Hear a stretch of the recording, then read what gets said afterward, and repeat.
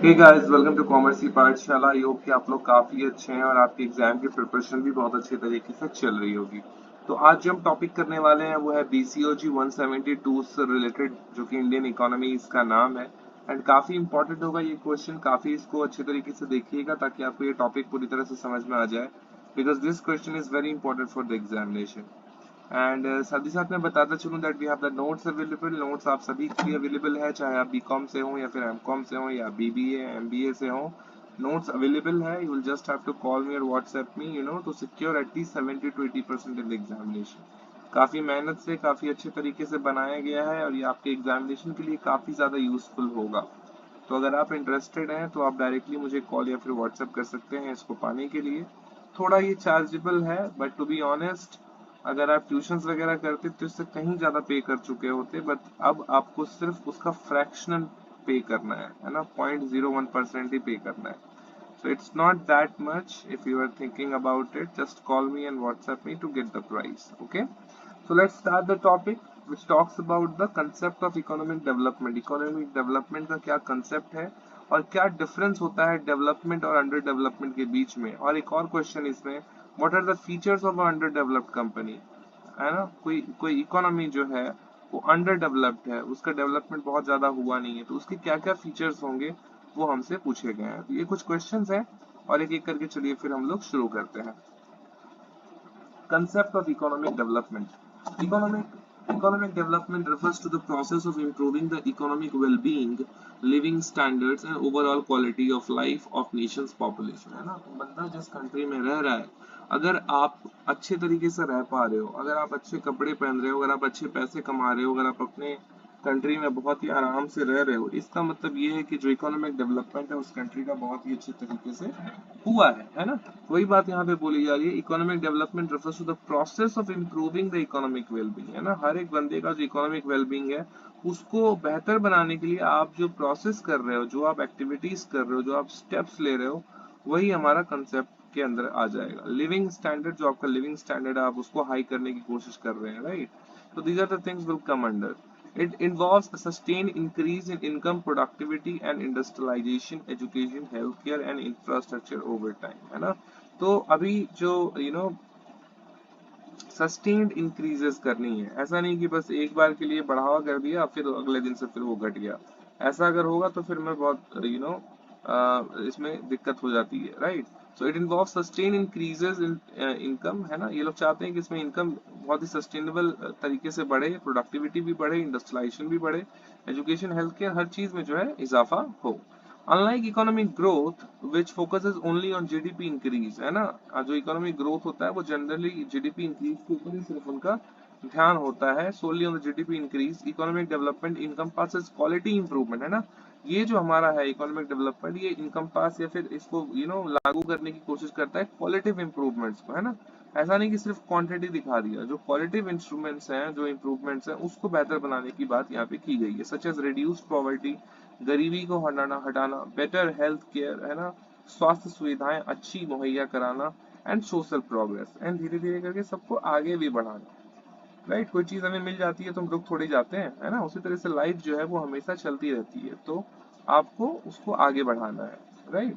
So now we will talk about the difference between the development and under development. काफी important होगा ये question.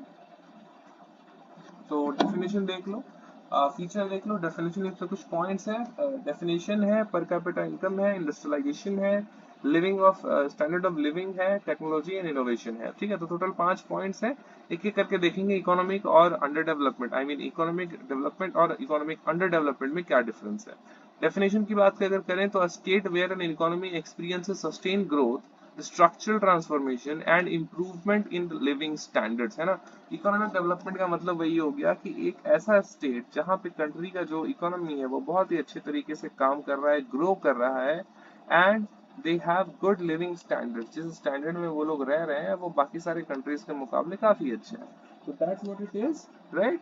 सो economic development में ये हो जाएगा। अंडर डेवलपमेंट में क्या होगा, a state where an economy is stagnant, है ना। एक स्टेट जहाँ पे जो इकोनॉमी है वो स्टैग्नेंट है, जहाँ पे इनकम बहुत ज्यादा नहीं है, has low income, poor infrastructure, infrastructure एकदम अच्छा नहीं है, एंड हाई पॉवर्टी लेवल्स, और गरीबी भी वहां पे बहुत ज्यादा है। एक second guys. Okay. Okay then. Now we will talk about the per capita income. तो इकोनॉमिक डेवलपमेंट के केस में हाई एंड स्टेडली राइजिंग होता है, बहुत ही हाई होता है और धीरे धीरे करके वो राइज कर रहा होता है ना.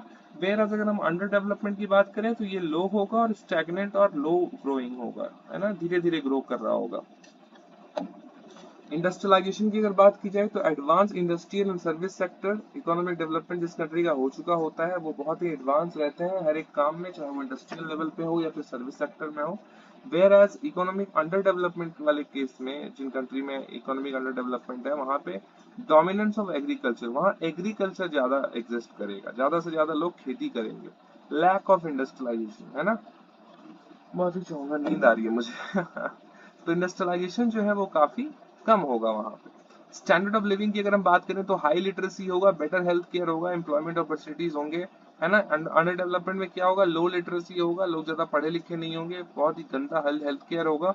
और गंदा मतलब इस गंदा लिटरली नहीं, गंदा मतलब बहुत ही बेकार, है ना. एंड हाई अनएम्प्लॉयमेंट, और नौकरी भी बहुत ज्यादा लोगों को नहीं मिलेगी, है ना, एम्प्लॉयमेंट बहुत ज्यादा होगा. Technology and innovation, high adoption of new technology, economic development में जो टेक्नोलॉजी एडॉप्शन है वो बहुत ही हाई और बहुत ही जल्दी जल्दी है, right. Limited access to modern technology, economic under development में जो मॉडर्न टेक्नोलॉजी है उसका एक्सेस जो है बहुत ही ज्यादा लिमिटेड होता है, ठीक है.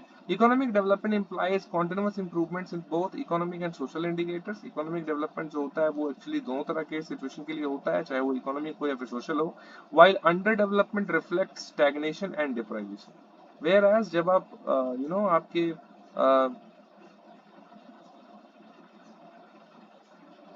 इंडिकेटर्स जब सही नहीं होंगे, राइट, जब आपके इंडिकेटर्स सही नहीं होंगे तो आपको दूसरा एक तमगा मिल जाएगा which is stagnation and deprivation, जहाँ पे आपका जो परफॉर्मेंस है वो बेहतर नहीं है. इकोनॉमिक अंडर डेवलपमेंट के केस में वो चीज बेहतर नहीं है. Features of an under developed country, तो एक ऐसी, sorry not country, economy. So एक ऐसी इकोनॉमी जो कि अंडर डेवलप्ड है ना, जिसका डेवलपमेंट बहुत ज्यादा नहीं हुआ है, उसका फीचर्स क्या क्या होगा. सबसे पहला होगा low per capita income. So average income is significantly low, है ना. हम लोग देखो हमारे कंट्री में जितना सारा माल उत्पन्न किया जाता है उसको नंबर ऑफ पीपल से डिवाइड कर देने से हमारा पर कैपिटा इनकम निकल जाता है. जब हम लोग ऐसा करते हैं तो हम लोग देखते हैं कि हमारा पर कैपिटा इनकम बहुत कम है. जब मैं ये वीडियो बना रहा हूँ तो हमारा पर कैपिटा इनकम तकरीबन $2000 के आसपास है, ठीक है. $2000 मतलब आपका मान के रखो 1,60,70,000, 2 लाख तक पकड़ के रखो, 2 लाख तक ही है, उससे ज्यादा नहीं है ना. तो ये बहुत ही कम है actually. High population growth rate, rapid population growth strains resources and slow economic progress, है ना. तो जब पॉल्यूशन ग्रोथ रेट काफी ज्यादा हाई होगा तो स्ट्रेन, जो दबाव है वो बहुत ज्यादा पड़ेगा रिसोर्सेज के ऊपर, और जो इकोनॉमिक प्रोग्रेस है वो भी बहुत ही धीरे धीरे करके होगा. तीसरा क्या है, agriculture dependence. A large portion of the work force is engage in the low productivity agriculture, है ना. अभी के टाइम पे लार्ज पोर्शन जो है वो क्या करने की कोशिश कर रहे हैं, हेल्थ करने की कोशिश कर रहे हैं. दे वांट टू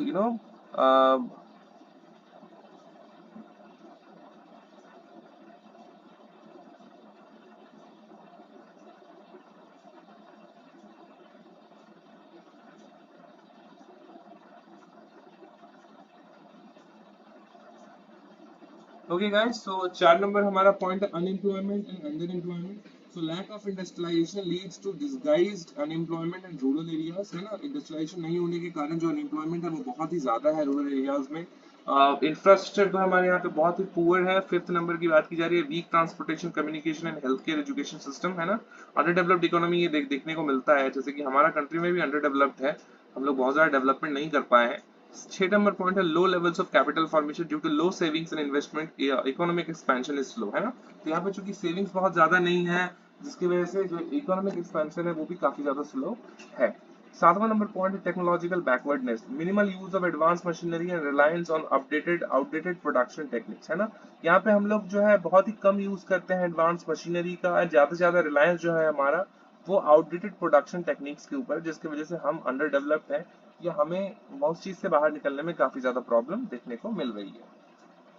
8वां पॉइंट है इनइक्वालिटी इन इनकम डिस्ट्रीब्यूशन. तो ये बहुत ही कॉमन चीज है, काफी सालों से हम लोग सुन रहे हैं कि जो इनइक्वालिटी है वो बहुत ज्यादा है. दुनिया का 90% पैसा दुनिया के 1% या 2% लोगों के पास है. राइट 90%, और बाकी सारे लोगों के पास 10% है। तो आप समझ रहे हो कितना बड़ा डिफरेंस जो है यहाँ पे है ना। तो इनइक्वालिटी इनकम डिस्ट्रीब्यूशन तो एग्जिस्ट करता है।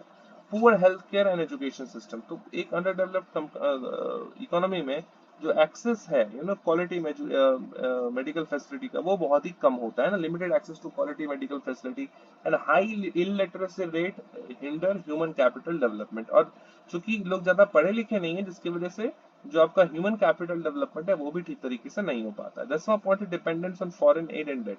तो अंडर डेवलप्ड कंट्रीज जो होती है वो ज्यादातर फॉरेन कंट्रीज के एड के ऊपर या उनका जो हेल्प आता है पैसों का, और या उनके डेट के ऊपर जो है वो डिपेंडेंट हो जाती है। Many under developed economies rely heavily on external assistance for survival, just like China, है ना। चाइना क्या करता है, लोगों को लोन देता है, बाकी सारी कंट्रीज उनसे लोन लेती है। To transition from under development to development, अगर आपको अंडर डेवलपमेंट से डेवलपमेंट की तरफ जाना है, ट्रांजिशन करना है, economies need investment in human capital, है ना। आपका इन्वेस्टमेंट ह्यूमन कैपिटल के ऊपर होना चाहिए, इंडस्ट्रियलाइजेशन के ऊपर होना चाहिए, टेक्नोलॉजिकल प्रोसेस प्रोग्रेस के ऊपर होना चाहिए, and structural reforms to boost productivity and improve living style, है ना। और आपको स्ट्रक्चरल रिफॉर्म्स करने होंगे ताकि जो आपकी प्रोडक्टिविटी है उसमें बूस्ट आए, और साथ ही साथ जो आपका लिविंग स्टैंडर्ड है वो भी काफी बेहतरीन हो। ठीक है, तो thank you so much for watching this video. I hope कि आपको ये वीडियो काफी पसंद आया होगा। पसंद आया तो लाइक कमेंट और शेयर करें। And yes, we have the notes available, और you can get it for just ₹200। And इसके साथ आपको ढेर सारी चीजें फ्री ऑफ कॉस्ट मिलेंगी। For example chapter wise question answer आपको फ्री ऑफ कॉस्ट मिलेगा, ऑनलाइन क्लासेस आपको फ्री ऑफ कॉस्ट मिल जाएंगे अगर आपको जरूरत पड़ती है तो, राइट। तो ये ढेर सारी बेनिफिट्स हैं। इवन आपको असाइनमेंट का सॉल्व मिल जाएगा दिसंबर के लिए, मतलब एक सेशन पहले ही मैं आपको प्रोवाइड करा दूंगा। So that's it, that you will get. And thank you so much for watching this video. Thank you. Bye bye. Take care.